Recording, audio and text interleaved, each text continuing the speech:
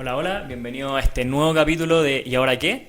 Hoy día estamos con una gran invitada, teníamos muchas ganas de tenerla en nuestro podcast, gran honor también, Gran honor. gran honor, así que acá vamos a conocerla, esa es la idea, queremos saber un poco más de ti, de tu trayectoria, que admiramos mucho, por cierto, así que hoy día estamos con Matilde Burgos. ¿Cómo estáis, Matilde?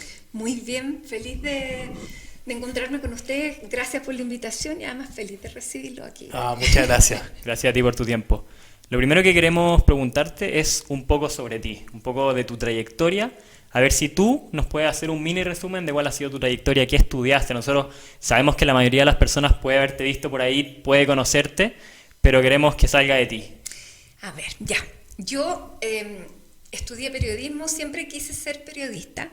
Desde los 6 años que quería ser periodista porque yo quería conocer muchas cosas. Quería como conocer el mundo, pero quería conocer lo bonito y lo feo del mundo. Y me llamaba siempre la atención las noticias. De hecho, yo veía noticias desde los 5 años. Era súper ¿De lo bonito? nerd, multi-nerd. Bueno, también veía monitos, pero me gustaban mucho las noticias. Me gustaba escuchar radio. Me gustaba leer y bueno, y cuando siempre dije yo quiero ser periodista, pero me iba súper bien en el colegio, entonces cuando uno tiene que decidir en segundo, tercero medio dónde se va, Como la área. claro, ahí elegí el biólogo porque encontraba que ya que si me arrepentía era el más completo porque tenía de todo. ¿Ya? Ya, y me fue bien, y quedé en medicina. Entonces, olvídate en mi casa cuando dije que periodista. quería inscribirme en periodismo. Pero yo lo tenía súper claro. Así que entré, no había quedado en la Católica al principio porque había que dar examen, prueba especial. Entonces era incierto. O sea, uno Para periodismo. mal en la prueba especial que se da en periodismo en la universidad era, ya, pero di la prueba, me fue bien Ya. y entré a periodismo. Casa Central siempre, ¿o no? No, ¿No? en esa época se estudiaba en el Campo Oriente. Pero muy bonito Campo Era Oriente. muy sí, bonito precioso. Campo. Entré el año en que mataron a Jaime Guzmán ahí. Fue súper, una experiencia súper fuerte, tremendo. Era abril, primera. Un contexto político Sí, además muy recién intenso. volviendo a la democracia, y nos tocó eso que fue realmente impresionante, duro, pero también como desafiante. Uno sabía que es a lo que queríamos, digamos, por lo que quisimos estudiar, por contar, por que la gente tomara decisiones informadas. Entonces, nada, dije, entré a lo que quería. Pero no me gustó tanto la carrera, me gustó el tercer año. Buena esa, sí. Sí, es que uno siempre tiene que pensar lo que va a hacer más que lo que está estudiando. Yo me hubiera muerto si hubiera seguido haciendo lo que estaba estudiando, porque era árido. En no derecho, decir, siempre fome. en derecho siempre nos Siempre dicen lo mismo. confiar en ejercer. Uno Tal tiene que cual. confiar en que va a llegar y Tal ahí le va a cual. gustar. Eso. Exactamente, y cuando empezaron los ramos prácticos, ahí me empezó a gustar, cuando empezamos a salir a reportear, y yo no sabía muy bien lo que quería hacer, a qué me quería dedicar, y cuando tuve clases de televisión me encantó porque me encantaba editar, entonces me gustaba armar las historias con las imágenes, grabar, eso me rayaba. Y así que me fui encaminando por la tele, y en cuarto hay que hacer la práctica. Y ahí quedé en el Canal 13 y ahí seguí en el Canal 13 trabajando, me quedé trabajando Te formaste allá al y me principio. formé, digamos. sí, los primeros años allá, después tuve harto rato en el Canal 13 de, de cuando uno llega a la práctica, que igual hacía cosas, no era de llevar el café y nada. No, sí, me imagino. Igual uno hacía cosas y después lo último que hice en el Canal 13 fue editar y conducir el Telenoche, que era el noticiario de la noche, y ahí fue cuando me fui a Roma de corresponsal. Y ahí, bueno, y esa ya historia larga y Ahí nos vamos metiendo. nos Sí. vamos metiendo. Pero contenta de la elección. Y de vuelta de Roma entonces, CNN. De vuelta de Roma, CNN. Y en Roma fueron 5 años de corresponsal para Europa, lo que fue muy entretenido porque me tocaba de todo. O sea, desde fútbol, seguir al futbolista chileno que están allá en Europa, Pellegrini, Increíble. que está, en esa época llegó al Real Madrid. Wow. Sí, no, súper bien. Estaba en el Valencia, se fue al Real Madrid. En Valencia estaba, no era el Valencia el equipo. pero de ahí se fue al Real. Sí, estaba en después- el Villarreal. En el Villarreal. Villarreal. tal Y de ahí cual, se fue al Real Madrid. En Valencia, justo. Así que me tocó un montón de cosas y el Vaticano que era fijo. Así Claro. yo estaba acreditada permanente en el Vaticano. Hablando de Vaticano. Sí, pues, hablando de Vaticano, nosotros generalmente partimos del principio cuando hablamos, pero esta vez queremos partir del final. Es A decir, ver. tú acabáis de volver de Roma, La noticia empezamos. partimos al tiro con la Vamos con noticia. la primicia. La Claro. primicia que pudiste presenciar el cónclave, gran Así es. momento histórico. Tenemos entendido que es tu tercer cónclave. Así es. Así que queríamos que nos cuente un poco esa experiencia que para nosotros, católicos o no católicos, es increíble. Es una experiencia única, porque, a ver, es la tradición con la modernidad absoluta, porque tiene cosas particulares desde todo punto de vista. Uno es la religión de más de 1.000 millones de personas. Segundo, es un Estado con representación internacional en distintos organismos. El Papa es jefe espiritual, pero es jefe de Estado además. Y es un jefe de Estado que tiene un poder casi absoluto, por no decir absoluto, que se elige por una reunión de pares que dan a conocer su resolución a través de señales de humo. Es un sistema En la político era bastante sui digital, generis. claro, Sí. cuando la gente está clausurando la Capilla Sixtina, poniendo plomo para que las señales no intervengan, nada, la noticia se da a conocer con señales de humo. Increíble. O sea, increíble, pero es parte de una tradición que lo hace así atractivo, que genera mística a su alrededor, que genera interés, que genera muchísimas cosas y que finalmente genera emoción a la gente que está en ese momento ahí o alrededor. Es cuando empieza a salir el humo blanco y toda la gente empieza a correr hacia la Plaza de San Pedro para conocer que es muy hay una energía para los que no son creyentes muy especial. Los que son creyentes, imagínate, igual. Yo creo que pasa con pocos eventos, de hecho. Es que es Sí, nada, único, diría. Único. es único. Esto, además, uno nunca sabe cuándo va a pasar, porque También. esto ocurre tradicionalmente, después de la muerte de un papa. Por lo menos no saben cuándo se va a morir. No es como una elección de un jefe de Estado que no sabe Se que puede cumple un prever. periodo, claro. Este es el tercer conclave que hago. Me tocó el primero cuando murió Juan Pablo II, que yo seguí mucho a Juan Pablo II en el último tiempo, que ahí salió Benedicto. Y después me tocó el cónclave cuando Benedicto renuncia, que sale desde el día que dice ya, yo voy a renunciar, y renuncia, dice la fecha de salida va a ser, creo que era el 27 de febrero. Y el 27 de febrero sale en un helicóptero desde el Vaticano, como en las películas de Dan claro. Brown. Hasta Castel Gandolfo, ahí Hasta se quedó. Castel Como Gandolfo. ángeles y demonios. Tal cual. Entonces, esa experiencia de cónclave también es distinta porque es con un papa vivo. Es distinto cuando sí que es fue el sui generis. papa, sí, cuando el papa se muere, porque todos los cardenales se sienten más libres de elegir a alguien porque ya Claro. no, o sea, tienen No que está la elegir presión un al final del sucesor, antecesor, claro, claro. porque en este conclave eran de 133, 108 los había elegido Francisco. Wow. Por lo tanto, uno decía, el sucesor tiene que ser alguien muy cercano, y no necesariamente, porque ahí se empezaron a dar vuelta a cartas. Fue, finalmente también, como lo decía, es una elección de un jefe de Estado y es un tema de poder absoluto. Eso, de hecho te quería preguntar, porque en todos los diarios del mundo se hablaba de Parolin, se hablaba de Yuppie, y al final salió Prevost, que yo nunca lo había escuchado, sinceramente. Fue Y te- sorpresivo. Claro, y te quería preguntar, en el mundo como el periodismo, ¿cómo llegan todas esas noticias de quién podría ser el Papa? ¿Cómo? Porque todo, en Roma dicen, lo sabéis creo mejor que yo, quien entra Papa sale cardenal, así que... Claro, hay veces que sale Papa como con Ratzinger, pero en Claro. esta ocasión se empezó a hablar muy, muy al final de Prevost, porque ocurrió una cosa también particular, como Francisco nombró a muchos cardenales de lugares bien remotos. Esos cardenales tenían a su cargo diócesis muy pequeñas, por ejemplo, Chiclayo. Mongolia tenía creo que 1.500 católicos, Irán, o sea, partes muy aisladas con cardenales que de alguna manera no tenían tanto peso en el conjunto. O sea, los cardenales que se llaman los electores seguían siendo como un grupo más o menos el mismo. Los que conocían digamos, el sistema de la curia, que es el gobierno en el Vaticano, el sistema de gobierno, porque cada dicasterio es como un ministerio. Entonces, finalmente uno decía, ya, pueden ser muy distintos, pero en esto, ¿qué va a pesar? Uno que conozca el gobierno, porque tiene que continuar la gestión de un papa que había iniciado reformas, pero que no las había llevado a cabo. Eso por una parte. Después, un cardenal que asegurara la Iglesia Católica la continuidad, por lo tanto que tenía que tener una centralidad. Por eso decían, tiene que ser italiano o tiene que ser europeo.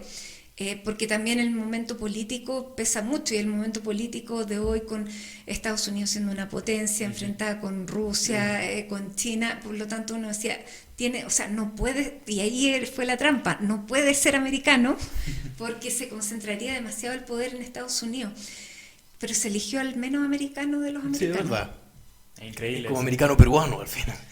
Claro, y bueno, y al final cuando empezó a salir este nombre, porque fue el día, bueno, se supone que desde el día anterior uno ya no sabe nada, pero aparentemente las cosas se van conversando y va decantando, y como fue electo a la cuarta votación, claro, ya estaba más o menos... Yo quiero saber algo, porque me imagino que debe ser muy difícil cubrir un cónclave si al final están todos los cardenales electores encerrados. O sea, supuestamente no llega información al mundo exterior, pero llega. Sí, entonces, yo quiero saber, sin revelar ninguna fuente ni nada, pero ¿cómo llega esa información? ¿Entre los propios colegas internacionales o hay otras fuentes? Yo tengo una muy buena fuente en el Vaticano, que la primera fumata, que fue negra, siempre la primera fumata es, o sea, el día del que inicia el cónclave, hay una sola votación, que es en la tarde. Entonces, generalmente en negra, y la primera votación de la tarde es como a las 5, la segunda es a las 7, por lo tanto esta era más o menos como a las 7, porque no había primera votación, porque había una meditación, etc. Entonces nos dijeron, piensen en las 7, 7:30, ya 7, 8, 9 de la noche. No pasaba nada. Y no pasaba nada, y recién ahí salió el humo negro.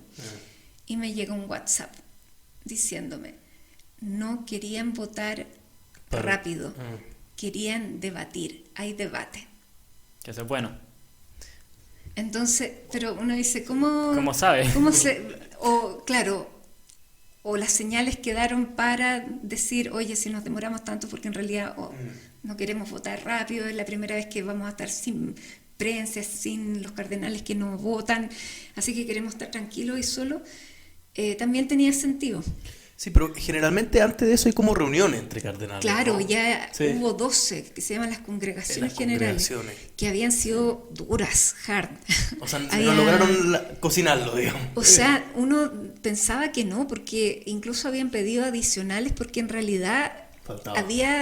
hay una división bien importante, por lo tanto, uno después dice, efectivamente, la persona que sale electa reúne muchas de las condiciones, por no decirlas todas, de lo que se necesitaba. Se necesitaba una persona que uniera, se necesitaba alguien que, si bien siguiera la línea de Francisco, no fuera la misma línea, porque generaba también mucho rechazo entre los más conservadores, y tenía esta cosa de rigor también de la doctrina y las tradiciones, cosa que quedó inmediatamente claro cuando sale a la logia de la basílica, que es esta ventana, porque se ve en cómo se viste. Así que se puso de nuevo el tema rojo, Claro, los símbolos. se puso la muquita roja, el Papa Francisco No lo había hecho. solamente con la sotana blanca, él sale con todo eso, fue más tradicional, habló en español. Sí. Creo que habla 5 idiomas. Sí, habla tu idioma. Sí. Y no habló en inglés. inglés. Claro. Pero el día después, la primera cosa lo dijo en sí, inglés, porque sí. le había llegado una retaída. Sí. No, increíble. Me imagino lo fuerte que es cubrir un cónclave. Sí, y te quería preguntar, y después terminamos el tema del cónclave, porque hay muchísimas cosas que dar, pero ¿cómo fue la reacción de la plaza? Porque uno de la televisión como que no se da cuenta. La plaza empiezan los gritos, los aplausos, y empieza la gente a correr hacia la plaza. Ya. O sea, los que están, porque entre la fumata y el anuncio del Papa hay 1 hora aproximadamente. Entonces, Ya, todos los hay tiempo. romanos saben que tienen 1 hora Sí. más o menos, pero es la hora, son las 6 de la tarde. No, sí, pues Es hay que la salir hora de la pega nomás. Exactamente. ¿Y cuándo escucharon Prevost? Bueno, ustedes los periodistas sí lo conocían, pero me dio la impresión de la televisión que la gente quedó como, ¿quién? O sea, nosotros... Más cuesta entenderlo, Sí. porque dicen tantas palabras que... Ah, bueno, de Cuesta verdad. entenderlo, Sí. espérate que voy aquí. Vamos a abrirle a nuestro compañero Perruno, que está pidiendo que le abra la Grande puerta. Tito. Sí, ya Tito. Ahora Tito es libre. Tito es libre. Libre. Próxima entrevista a Tito. Eso. Tito, quiere su protagonismo, Tito. Sí, se hablaba, claro, no sonaba mucho porque no era, se suponía que un americano no iba a salir, pero nosotros ya nos habían dicho más o menos que podría, por esta experiencia misionera en América Latina. Entonces, es difícil porque el nombre te lo dan en latín. Entonces ya pues uno no teníamos la entiende. lista de los 6 o 7 que podían ser para escuchar el nombre en latín y entender quién era. ¿Qué Y tal, ahí tío? sabía, Ya. supimos. Ya, bueno. Estaba en la lista entonces, estaba Sí, en estaba la en la shortlist. Ya. Pero medio escondido. Medio escondido. Oye, y para terminar este tema, quiero solo saber, entre los 3 cónclaves que cubriste, ¿cuál te emocionó más? Si es que uno te emocionó más que otro también. Porque yo me imagino, el primero, ya fue el primero, el segundo, Papa Sudamericano, y el último, ¿por qué el último? Que además el segundo en contexto inédito. Primera vez que un papa renuncia también. Ah, también. Eso fue súper impresionante. Es que además todos los cónclaves tienen un ambiente que es especial. O sea, el cónclave que eligió el sucesor de Juan Pablo II tenía una carga gigante porque era un papa que era tan querido.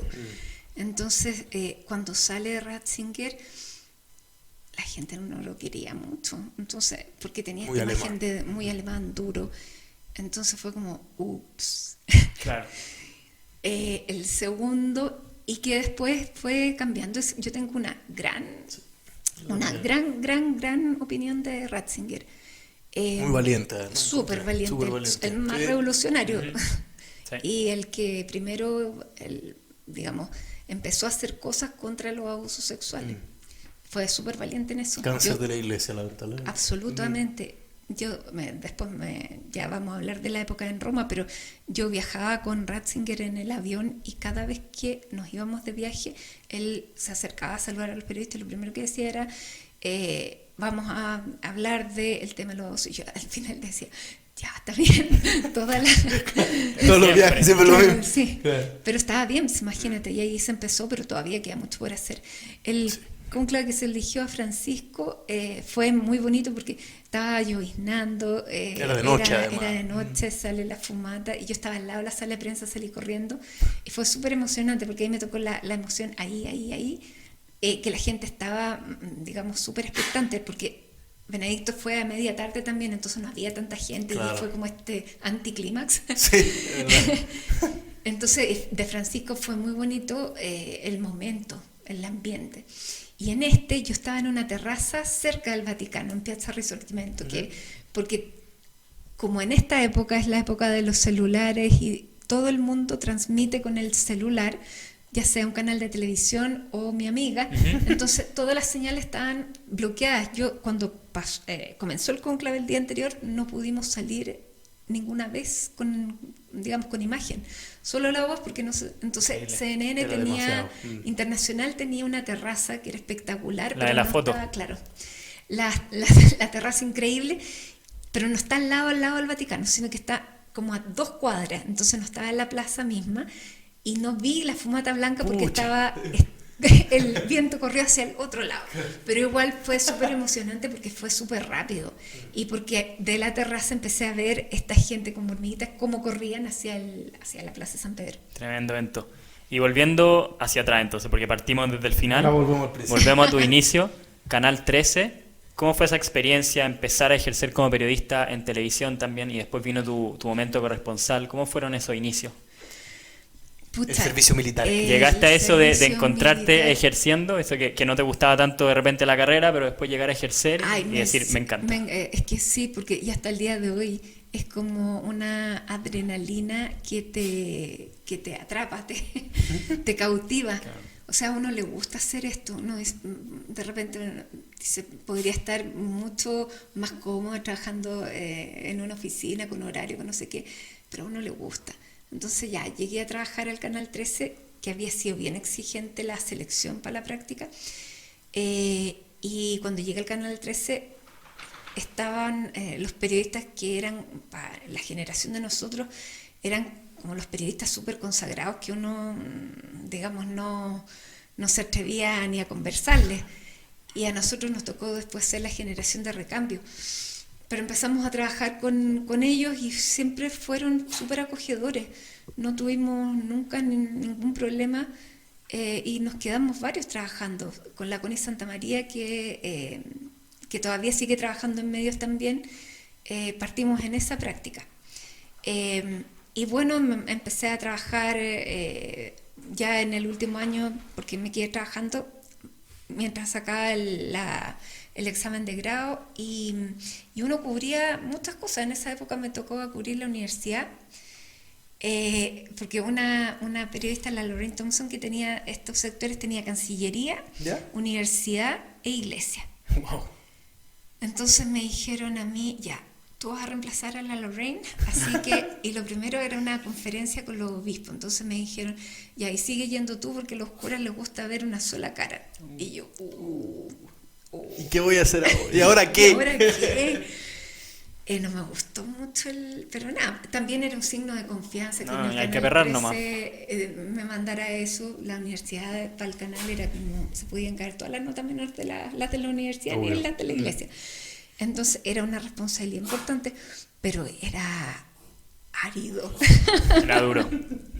Era árido. Después los viajes del Papa los hacía el periodista consagrado, Sí. Entonces a mí me tocaban La las pegadura cuestiones. nomás. Claro. Increíble. Y de ahí, entonces, va a Italia. No, de ahí pasó mucho rato antes de llegar a Italia. Yo me fui a Italia el 2007, Ah, ya. entonces... no, ¿Cuánto alcanzaste a pasó estar entonces? hartos. Yo Ya. entré en diciembre del 94, o Ah, sea, ya. mucho rato. Pasaron hartas cosas bajo el Pasaron puente. hartas cosas, pasaron los tratados de libre comercio con De Europa, Frey. con Estados Unidos. No, esos fueron de Frey, sí, pues. Fue Frey, ¿no? Fue Lagos, finalmente. ¿Fue Lagos? Fue Ya. los que firmaron los tratados de libre comercio. ¿Y en esa época te tocaba viajar también? ¿O está Sí, eso? ahí empecé a viajar. Ya llegó otro jefe que dijo, ¿por qué si ella es la que le tocan todas las misas, después el viaje el Papa lo hace otro?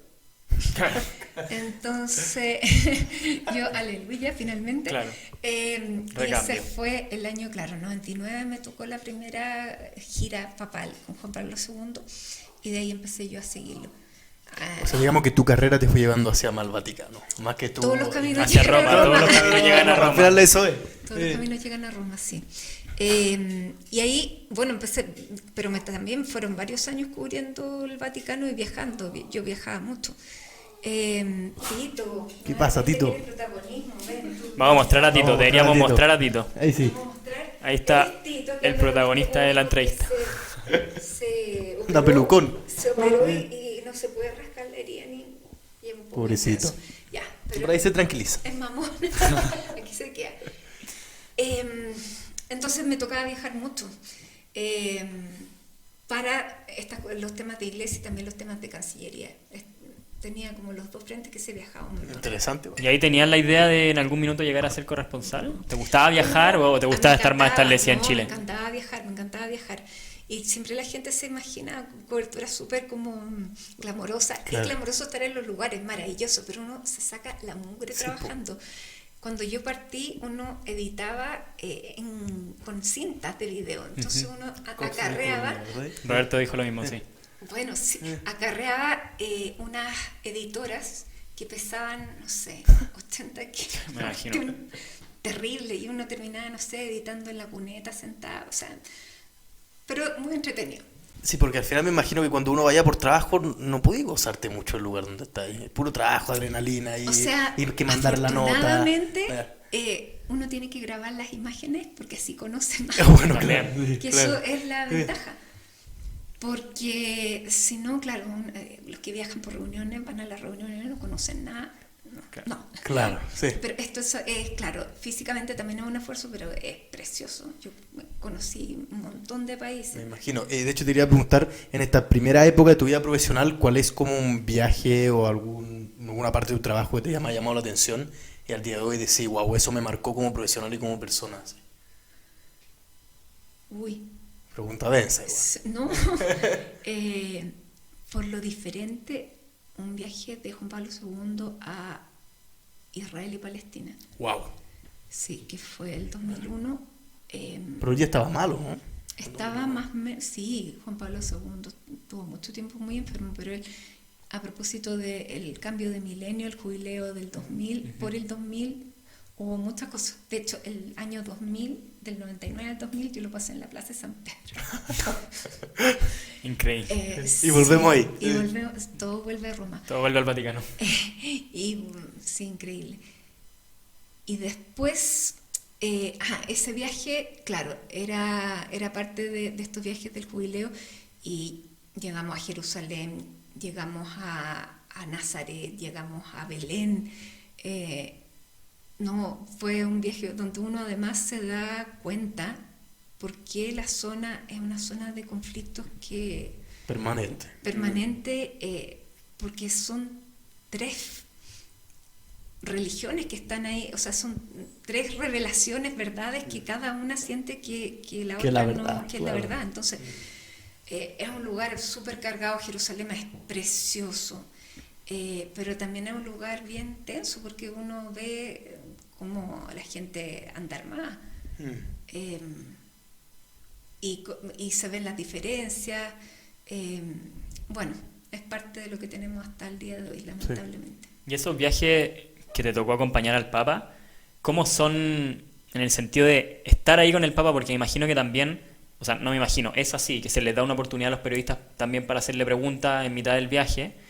¿Es muy imponente la figura del Papa o te pasaba que en algún minuto llegaste a normalizarlo en el sentido de Claro, estoy es una entrevistando persona, quizá a una sí. persona, pero es el Papa? Me imagino que debe ser bien impresionante.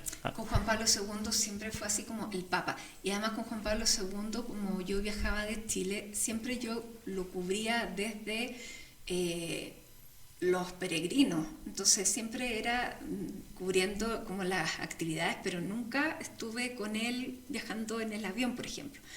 Me tocó una vez ir a saludarlo en el Vaticano porque acompañé a una delegación de la Cancillería, que era canciller Ignacio Walker, y ahí me tocó saludarlo, y que fue como 6 meses antes que se muriera. Pero era, o sea, era un personaje, uno sentía que estaba dándole la mano a la historia. O sea, ¿Tenía una aura de santo también?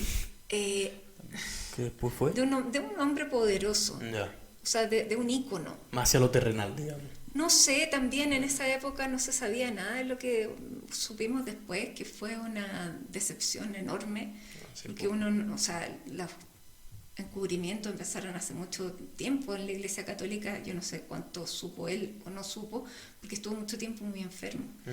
Entonces también ahí empiezan las cosas a desmoronarse un poco, y este santo súbito era mejor haber esperado un rato más. Claro. No sé, claro. Y después con el que me tocó estar mucho fue con Ratzinger.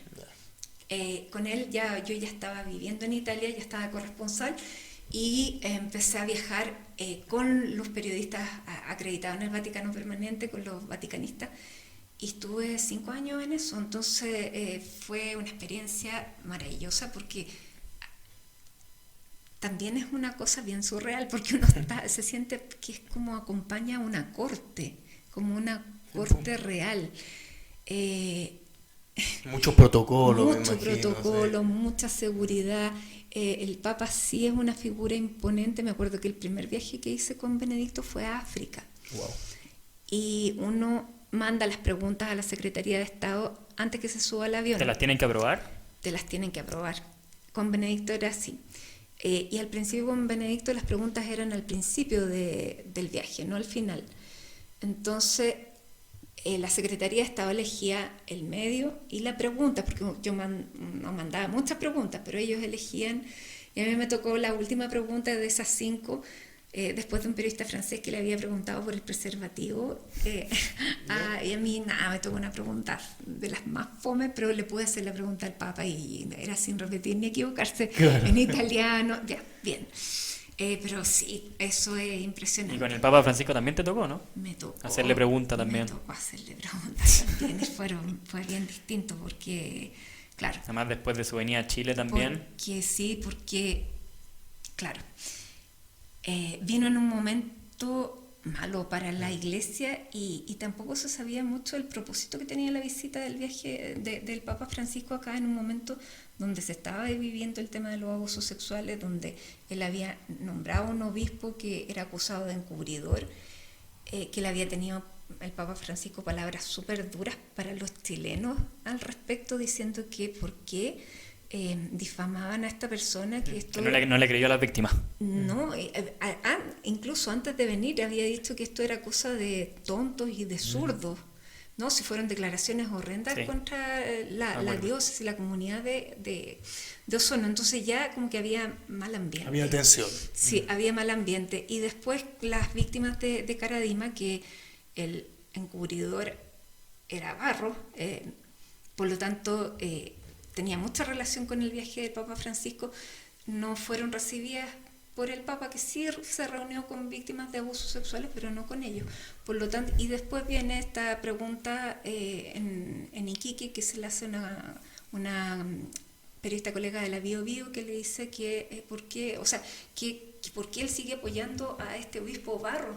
Entonces le dice, porque lo único que se han dicho aquí son calumnias. Cuando alguien me traiga una prueba, ahí vamos a hablar. Que fue un poco ahí cuando él estaba en la calle, de hecho no Cuando fue en... estaba, claro, cuando sí, estaba en uno de los eventos no me acuerdo saliendo de la misa de Iquique, donde no fue nadie, Sí. además. Fue ¿En serio? muy poca gente. acuerdo. Bueno, de hecho la Está el visita, video, es como a través de una reja que le hace la claro, pregunta, está grabado. estaba un tercio del recinto. Bueno, también fue mal organizado porque era un lugar que era súper poco accesible entre la ciudad y el aeropuerto, pero no llegaron argentinos, por ejemplo, que se suponía que iban a llegar. Entonces la visita fue un fracaso.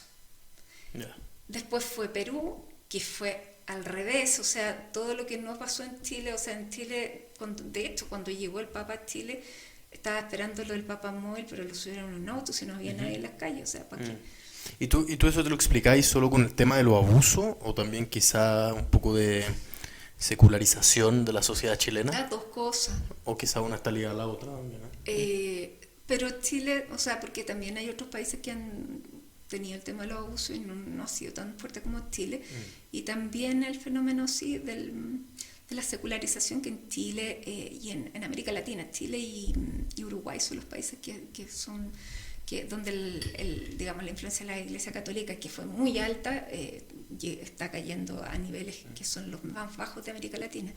En cambio, en Perú el Papa fue súper bien recibido, o sea, y después de después de ese viaje, al regreso, cuando te permiten hacer preguntas, Claro. ya no te piden las preguntas, sino que las preguntas son libres, pero lo que sí sortean es cuántos periodistas van a preguntar y en qué orden. Y yo gané el sorteo por los de Chile, partí con los de Chile. Y le pregunté, sí, pues fue incómodo, porque ahí le pregunté al Papa que atribuía a él las razones del fracaso de su visita.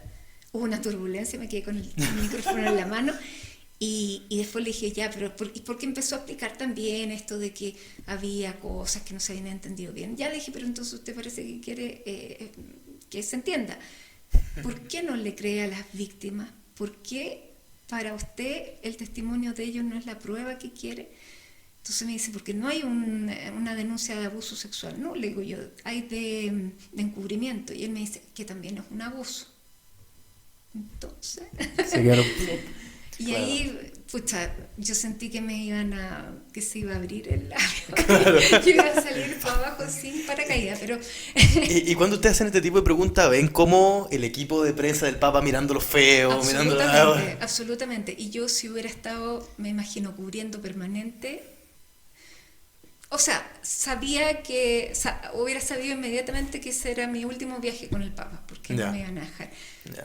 Pero valía la pena, o sea, sin duda que era la pregunta que había que hacerle. Pero es que además son gajes del oficio al final, porque parte de ser periodista y un buen periodista es informar, ¿no? Y no solo incomodar, sino que informar de la manera más completa posible. Entonces, y esa era debe estar eso... estaba, claro. ¿Te ha tocado en el fondo estar en esa disyuntiva de tratar de quedar bien quizá o hacer la pega que hay que hacer, incomodar, aunque sea la persona que sea, de repente hay que tomar esa decisión que puede ser Hay difícil. que hacer siempre la pega, uno tiene que tratar de preguntar de la mejor manera posible, porque siempre la persona merece respeto, pero no dejar de hacer las preguntas, porque para eso es lo que uno está, para lo Para que eso está, estudió po. y es el...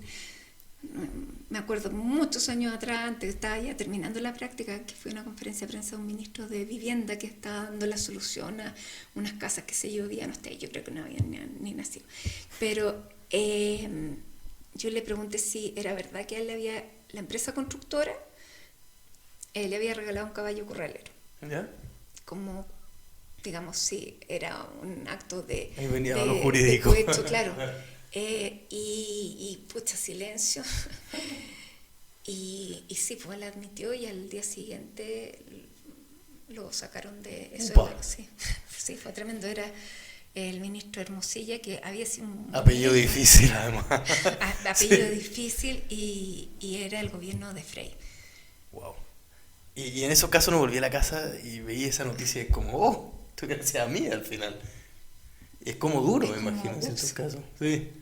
Pero también hay una Gratificación. Claro. de haber hecho algo que ayudó. Finalmente, después al Papa en ese mismo viaje, al Papa Francisco le siguieron haciendo preguntas del mismo tema y él no tuvo otra cosa que mandar una comisión a investigar, y ahí él se da cuenta. Y de hecho, ahora cuando muere Francisco, no solamente nosotros aquí en Chile, sino que los vaticanistas internacionales hablan de el fracaso de su visita a Chile y de cómo cambió el pontificado con el tema de los abusos sexuales a partir de entonces.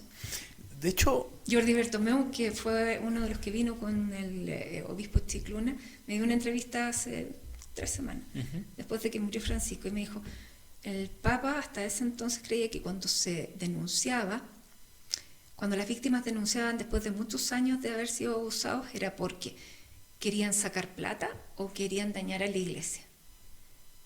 Pero se dio cuenta ahí que no era ni lo uno ni lo otro, sino que una víctima sigue sintiendo lo mismo aunque pasen todos los años que pasen. Sí. Yo quiero saber, y para conocer un poco más también, más allá de la profesión, a ti, ¿tienes otras pasiones aparte del periodismo? ¿Qué te gusta hacer? Porque al final uno tiene su vida personal, su vida profesional, y nosotros lo que tratamos de transmitir en este podcast también es que uno tiene que tratar de compatibilizar sus pasiones también con la vida profesional. Entonces no sé si, ¿qué más te llena a ti? ¿Qué te gusta hacer? Yo soy... no queda tanto tiempo libre, pero el tiempo libre que queda me gusta hacer deporte, y me gusta cuidar a mis amigos. Entonces también es como... Ya, el tiempo que queda es para juntarse con ellos, o organizar comidas, asados, lo que sea, porque las amistades se cultivan. Y yo soy hija única, entonces yo digo, de ahí somos. Mis amigos son la familia que yo escogí, entonces también me gusta viajar, me gusta leer, me gustan las manualidades. Me gusta, mientras si estoy viendo una película, me gusta tejer, bordar, lo que sea. Y otra pregunta, porque a mí me la hicieron mucho, de hecho cuando conté que te íbamos a entrevistar me dijeron, pregúntale por favor por su rol de mamá y su compatibilización con el trabajo, porque para muchas mujeres que se buscan desarrollar profesionalmente, no solo pasa en nuestra generación que estamos recién partiendo, sino que también en nuestras mamás, nuestras tías, que nos dicen que al final es súper difícil compatibilizar el rol de mamá con desarrollarse profesionalmente de la mejor manera posible, cumplir sus propias metas. Entonces, ¿cómo lo fuiste haciendo tú? Es difícil porque yo partía más siendo mamá. Yo tuve a la Sofi cuando estaba viviendo en Italia, entonces era corresponsal y tenía que estar dispuesta a salir en el momento que tocara. Entonces, ¿qué es lo que tocaba ahí? Tener un sistema de apoyo que yo no tenía allá porque mi mamá vivía acá en Chile, etcétera. Era como gastarme casi la mitad de mi sueldo porque hubiera una persona que siempre estuviera dispuesta y disponible para estar cuidando, y un compañero que me apañara en todas, porque a los 4 meses en esa época me tocó mi primera cobertura fuera de Italia, entonces tuve que dejar todas las papas listas, todo, y Julio, mi marido, aferrar con todo, o sea, y nunca una mala cara, y nos hemos apoyado así siempre. O sea, nunca he tenido una cara de pescado porque me tocaba, de repente a mí era como terrible porque me tocaba viajar y cuando uno se convierte en mamá es como, no querés que te pase nada, ¿no? Claro. Entonces era como, para mí era angustiante, pero lo pude hacer con sacrificio, pero se pudo. Y cuando volvimos a Chile, la Sofía ya tenía 5 años, empezó el colegio acá. Claro, probablemente nunca hice tareas, nunca he hecho tareas. Y yo también quiero que ella sepa que uno tiene que ser independiente. Entonces, todos mis minutos, digamos, libres después del trabajo son, porque las cosas con mis amigos también son en la casa, entonces son en familia. Pero es lo que le tocó por una mamá que trabaja. Claramente llegó disfrazada muchos días que no había que ir disfrazado. Bueno, eso. Que eso, pucha, todavía me lo... Pero más allá de eso, ella yo creo que ha sabido como hacer sus cosas por sí misma, porque después que llegamos a Chile fue mi marido el que empezó a viajar, entonces siempre le ha tocado rascárselas con sus uñas, pero sabe que siempre nos tiene, y el resto, o sea, y el tiempo que no es trabajando es de ella. Sí, pues. Además la Sofía también es hija única, así que me imagino Sí. que también cultiva la amistad y todo. Sí, así que... sí. Y al final si hubiera que dar un mensaje quizás más a nuestra generación, porque nosotros estamos partiendo y hoy día, no sé a ti Nico te pasa, pero escuchamos a nuestras amigas que muchas dicen, mira, yo me quiero desarrollar profesionalmente, quizás atrasar la maternidad, porque al final Bueno, ya mi generación la atrasamos también, mucho. pero hoy día yo creo que está mucho más Sin tendencia. duda, sin duda. Entonces, ¿qué mensaje se les puede dar para decir que en el fondo hay forma de hacer las dos cosas? No es dejar una cosa de lado, sino que será apoyo familiar. Yo creo que ahora, sin ninguna duda, ustedes mismos, o sea, las relaciones son en igualdad, son a la par entre el hombre y la mujer, por lo tanto es un equipo, es mucho más equipo de tal vez las generaciones de nosotros. A mí me tocó un súper compañero porque además Julio había vivido mucho tiempo fuera, por lo tanto también no era el típico chileno que Tenía calle. sí, pues tenía calle, y eso me ayudó mucho, pero ahora las cosas son a la par y yo creo que hay que sin duda seguir avanzando en que los papás también se pueden tomar los tiempos de postnatal, que también las que vayan al dentista o las 1000 cosas que tengan los niños no sean solamente las mamás, etcétera, que eso todavía falta un poco porque la que tiene la reunión de apoderados habitualmente es la mamá. Claro. Pero Y lo que muchos decían, de repente te llaman del colegio a la 1 de la tarde, que hay que ir a buscarlo, y uno está trabajando, y hay que ir a buscarlo. y hay que ir a buscarlo. O sea, porque además estamos en una crisis de natalidad que es tremenda. Sí. Entonces, si no damos las facilidades para que la gente... Lo otro también es que, claro, pero es que no es la idea congelar óvulos, pero porque las mujeres pueden tener embarazos hasta mucho más adelante de lo que les permite la calidad de los óvulos generar. No es la idea, pero yo creo que más va por el lado de buscar a tu compañero justo, al que te calce en el puzzle. Eso. Sí. Oye, y antes mencionaste mucho la vuelta a Chile, porque ya después de pasar todo ese tiempo en Italia, la vuelta aquí a Chile, ¿cómo fue humanamente? Durísima. Y claro, porque uno está en Roma, lo digo también por experiencia personal, llega a Santiago, que bonito lo que queráis, tu casa, todo lo que queráis, pero Roma. Así que... Y Roma. Además que sí, porque allá uno aprende a disfrutar de las cosas chicas. O sea, las cosas chicas, pero tiene el café en la mañana. O sea, El gelato. con el gelato ya se te soluciona la mitad de Todo los Los problemas. paninis, todo. Tal cual. O sea, la belleza ayuda mucho. Es que eso es. Te Siempre llena te lo el digo. espíritu. Además, a nosotros nos han dicho mucho la vida más relajada de los europeos. Un poco menos apurada, un poco más calmado. O sea, uno no vive para trabajar, sino que trabaja para vivir. El lápiz se cae a las 6 de la tarde, el bar se llena, Parten los spritz. parten Claro. los spritz, los aperitivos, y esto es parte de la vida. Entonces no es... Si no, no es todo trabajo. No, pero también, claro, está esa tremenda ventaja de que uno sale a tomar un helado y es un panorama, porque estar rodeado de todo eso es único también. Yo siempre decía, esto no es normal, o sea, no puedo, esto nunca, o sea, todos los días yo pasaba, por ejemplo, por el Coliseo para ir a dejar a la Sofía al jardín. Entonces, yo siempre dije, esto no es normal. No es normal. Pero te llena el Ojalá- alma. ojalá ¿verdad? fuera Eso. lo normal. Te llena el alma y la gente está más feliz, ¿verdad? Lo que dice la Matilde. O sea, tú caminás y veís cualquier cosa, un cuadro y decís, wow, esto me llena el día. Y yo creo que aquí en Chile nos Y falta la un poco gente ese es más sentido de belleza, relajada, sí. es más, son menos graves. Los italianos tienen una forma de ser que es muy agradable, por lo tanto te hacen la vida más fácil.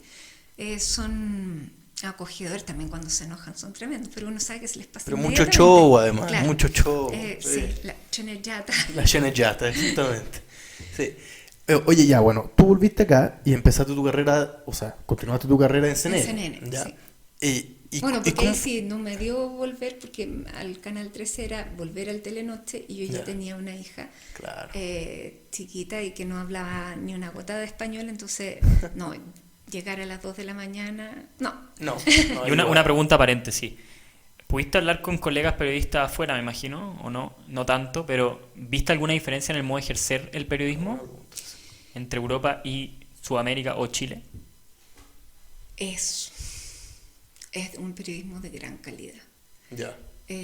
Allá uno no pide perdón por ser periodista, sino que te reconocen muy Aquí bien. sí.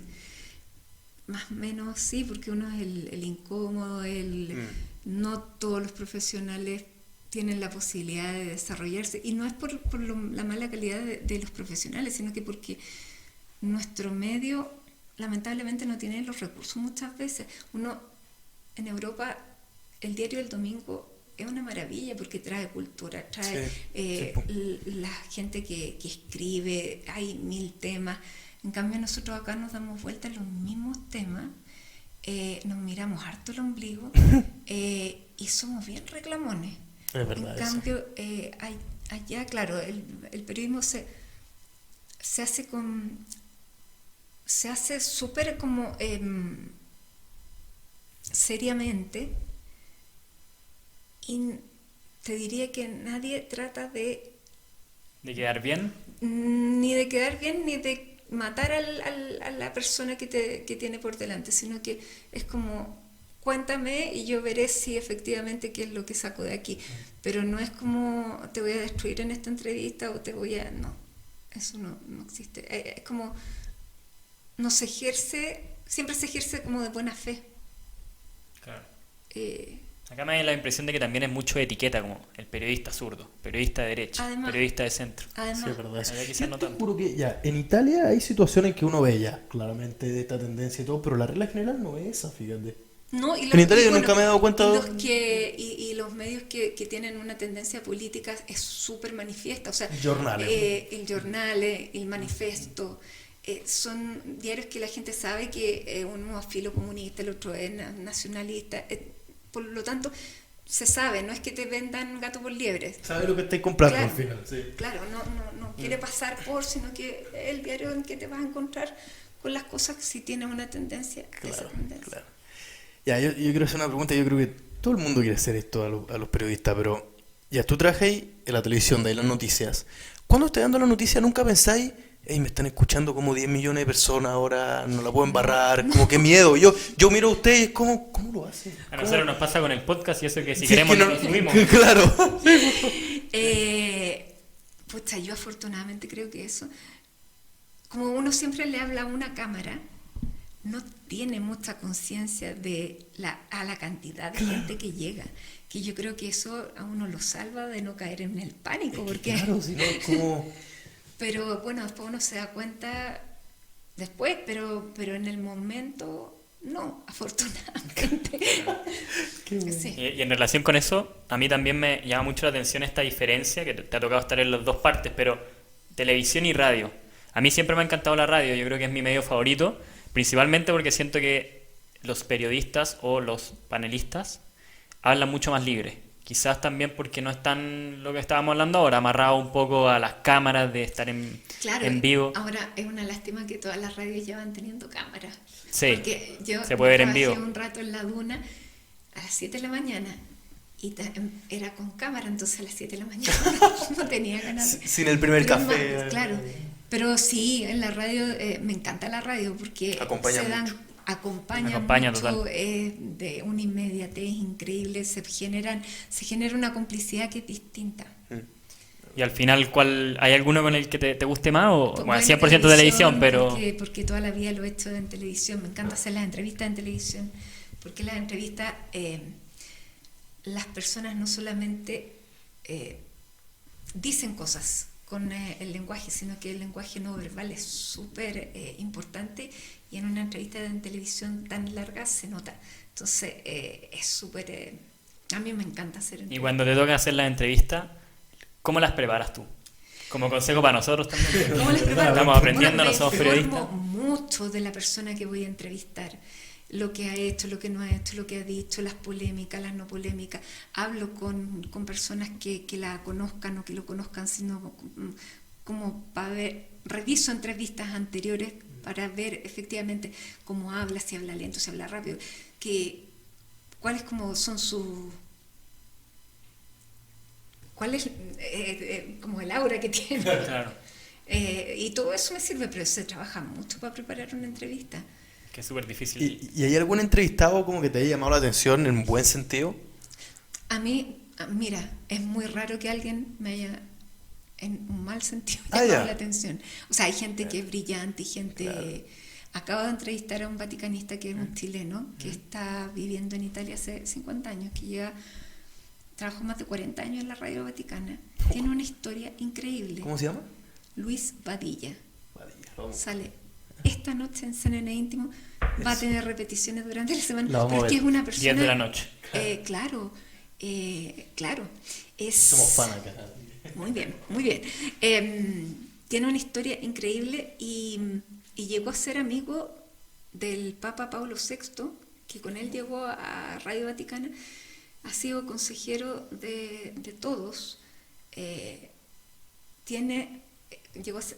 Es consejero de la Secretaría de Estado. Es un hombre cultísimo, que además es médico, que se fue un tiempo sabático a ejercer a un leprosario en África. O sea, es una persona De vocación. impresionante, de consecuencia, de coherencia, además intelectualmente de un espesor gigante, que mi última entrevista y yo me quedo muy sorprendida. Pero, o sea, es muy difícil que alguien no tenga nada que entregar o que sea... No. Todos tienen una historia para contar. Todos tienen una historia. Pero, por que ejemplo, contar. además cuando te toca entrevistar o presidentes o candidatos presidenciales, ¿ahí cambia un poco la preparación o es lo mismo? Claro, y sobre todo mi pregunta es también, que tiene que ver con esa, ¿la persona sale ahí o ¿Cómo sale? en el sentido queda el personaje o lográis que salga la persona? Depende de la Sí, persona también, ya. si se logra como... Porque hay gente que nunca te da la entrada, o sea, que contesta súper poco, depende del entrevistado. Ya. Pero no, he sido afortunada. Buenísimo. Bueno, y además CNN íntimo al final también es un poco esa la idea, ¿no? De que al Esa final es la sea idea. íntimo. Claro que Llegar un poco a la intimidad de la persona. Y las personas cuando están en confianza también se relajan y te cuentan más cosas. Por lo tanto, también salen noticias de repente. Salen titulares. Cuando, por ejemplo, claro, la expresidenta Bachelet dijo que sí, que iba a cerrar Punta Peuco. ¿No? Lo dijo a mí. Listo nomás. Listo. Y lo dio como un dato. Sí. Y después... Sí. Ya, ahora vamos a ir terminando. No te queremos robar mucho tiempo. Y este es un formato No, sí, nuevo. una conversación súper entretenida. Y Nico podríamos hablar súper entretenida. horas. Podríamos hablar horas. Este Y es un formato Es un nuevo. formato nuevo. Que empezamos la entrevista pasada, que se llama Preguntas Poderosas. A ver, ¿Ya? ya. ¿Cuántas queréis sacar? Quizás dos. Sacamos Dos dos. preguntas. Empecemos con una. A ver qué dice. Hay de todo, hay de Hay todo. de todo. Hay de todo. Redondos, A ver. pobres, ya. Si no te gusta, te puede cambiar. ¿Qué amas? Upa. Salió justo la más profunda. Claro, tremenda pregunta. Amo los vínculos con las personas, eso es lo que más amo. Amo, bueno, mi hija, mi familia, mi marido, pero los lazos que no se rompen, eso es lo que uno tiene que cultivar. Quizás eso es lo más bonito de tu profesión. Sí, y de la vida en general, o sea, uno se queda con los lazos más que con cosas, se queda con lazos, con experiencia. Así que eso, amo hacer lo que hago, me siento súper afortunada. Pero eso, amo los afectos. Y eso es también lo que queremos transmitir en este podcast. Al final, cuando uno ama su profesión o lo que hace, uno al final es feliz como persona también. Claro, y termina amando su vida al final. Sí. Al sí. final el trabajo es Así que acuérdense de claro. eso que yo les decía, piensen en lo que van a ejercer, además que ahora las carreras son mucho más flexibles, entonces uno se va construyendo su camino, por lo tanto hay que ir, de repente, claro, estudiar una cosa es una lata, pero ejercerlo es maravilloso. Lo estamos viendo ahora. Estamos viendo justo ahora. Estamos empezando. Estamos empezando. Sí. ¿Vamos con la otra? Vamos con otra. Siempre hacemos dos, porque siempre son como dos temas diferentes, ¿sale? Siempre. Así que salen cosas choras. ¿Cuánto te celebras? Oh, Yo nice. celebro todo. Ah, ya, bien. O sea, celebro mis cumpleaños. Me encanta celebrar mi cumpleaños. Me gusta celebrar la Navidad, que es la fiesta para mí más bonita. Yo me acuerdo de una Navidad en Roma que pasamos juntos. Exactamente. Yo me acuerdo que me Sí. regalaron un libro de historia, todavía lo tengo Y ahí. Nico tenía Sí. 8 años. Te queda 8 años. 8 Sí. años, sí. Después vas a tener que explicar Sí, ahí por qué se vamos a- conocen. claro. La gente no va a entender. Claro, yo conozco a los papás de Nico, así que sí. Así que, ¿cuánto me celebro? Me celebro bastante, fíjate. Y los premios, por ejemplo, el que recibiste, yo creo que el más bonito quizá, el Raquel. El premio Raquel Correa fue emocionante. Fue precioso, fue un reconocimiento de mis pares. Y además es una responsabilidad que te cae sobre los hombros ganar ese premio, porque la Raquel Correa fue una periodista espectacular, de un profesionalismo y de un rigor y de una coherencia también, que uno dice, si tengo este premio tengo que ser siempre tener la responsabilidad de llevarlo, pero en ese momento fue precioso, fue una ceremonia muy muy linda, que uno decía, yo decía, esto es como cuando uno se muere y te dicen cosas. Pucha, fue muy emocionante. Y en relación con eso también de celebrarse, ¿tú te das tiempo de repente en tu vida para parar, mirar hacia atrás, ver lo que has conseguido quizás? Porque de repente siempre decimos, pero la vida va muy rápido y uno quizás Siempre no se da te el llegan tiempo. esos momentos, te llegan cosas que uno dice, ya tengo que parar la enfermedad de alguien, o por obligación más bien, porque uno se va metiendo y se va dando, todo va siempre muy rápido, pero claro, cuando, eso es una cosa que me debo, Agustín, más tiempo, porque de repente uno dice, sí, puedo seguir, pero de repente... Que de repente el cuerpo te pide parar también. Exactamente, de repente uno tiene todas las señales y, ay, ¿por qué me pasó esto? Porque nunca escuchaste ninguna. O sea, y eso uno ya lo va entendiendo cuando ya es más grande. Sí. Y para cerrar, quizá un mensaje que tú puedas dar, no solo a gente de nuestra generación, que son principalmente los que nos escuchan, pero también gente de todas las edades que están viviendo quizá una época de incertidumbre, de cambio en su vida, que quizá no saben si es que lo que están haciendo es realmente su pasión y quieren buscar la forma de seguirlo. ¿Cuál sería ese mensaje como de motivación, de quizás encontrar lo que les llama, o también en base a tu experiencia, a tu carrera? A ver, uno amanece todos los días, uno siempre tiene una oportunidad, y si hay algo que a uno no le está funcionando, no le está haciendo clic, uno tiene que preguntarse, porque hay veces que probablemente, tal vez económicamente, no te da toda la libertad para poder hacer un cambio inmediato, pero uno tiene que proponerse cosas e ir avanzando en ese propósito. También uno puede cambiar muchas veces la vida y uno tiene la capacidad, en eso de todos los días amanece, uno tiene la capacidad de reinventarse, de hacer cosas distintas. Yo creo que estamos viviendo en una época, como tú decías, de harta incertidumbre, donde muchas veces lo que venimos haciendo a lo mejor va a tener que cambiar en modo, cambiar muchas cosas, y qué bueno también, o sea, qué bueno tener la posibilidad de cambiar y de vivir otras vidas. Así que, miren, lo único, hay que ser positivo, siempre mirar el vaso medio lleno, porque se llena finalmente. Siempre lo mejor está por venir. Gran frase para cerrar, ¿no? Gran frase para cerrar. Oye, muchísimas gracias. La No, verdad ha sido un gracias a placer. ustedes, Podríamos haber Nico, estado Agustín. horas y horas. Horas y horas. Sí.